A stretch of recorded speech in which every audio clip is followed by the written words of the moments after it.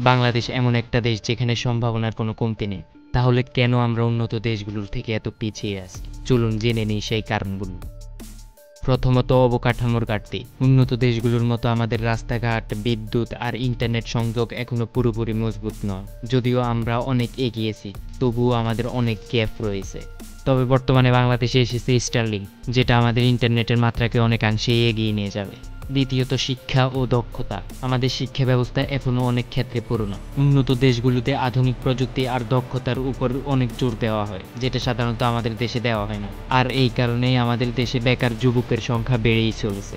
তৃতীয়ত, আমাদের অর্থনৈতিক বৈচিত্র্য। বাংলাদেশের অর্থনীতি অনেকটাই গার্মেন্টস আর রেমিটেন্সের উপর নির্ভর করে। উন্নত দেশগুলোর মতো প্রযুক্তি, গবেষণা আর উদ্ভাবনের দিক দিয়ে আমাদের আরও এগিয়ে যেতে হবে। এর পাশাপাশি আমাদের দেশে দুর্নীতি এবং লুটপাটের সংখ্যা কমাতে হবে।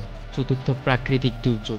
বাংলাদেশ জলবায়ু পরিবর্তনশীল হওয়ার কারণে বন্যা, ঘূর্ণিঝড়ের মতো সমস্যার সম্মুখীন বারবার হতে হয়। এগুলো আমাদের উন্নয়নের অনেকাংশে বাধা সৃষ্টি করে। কিন্তু হতাশ হওয়ার কিছু নেই। বর্তমানে পদ্মা সেতু, মেট্রো রেল সহ আরও অনেক বড় বড় প্রকল্প বাস্তবায়ন হয়েছে। আরও অনেক বড় বড় প্রকল্পের কাজ চলমান অবস্থায় রয়েছে, যেগুলো বাস্তবায়ন হলে আমাদের বাংলাদেশ অনেকাংশেই এগিয়ে যাবে। আর আমাদের তরুণ উদ্যোক্তারা প্রমাণ করেছে যে বাংলাদেশও পারে।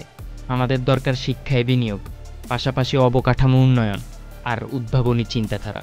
আমরা পিছিয়ে থাকলেও সম্ভাবনার দরজা এখনও খোলা রয়েছে। চলুন একসঙ্গে বাংলাদেশকে এগিয়ে নিয়ে যাই। আপনার মতামত জানিয়ে দিতে পারেন কমেন্ট বক্সে। ধন্যবাদ।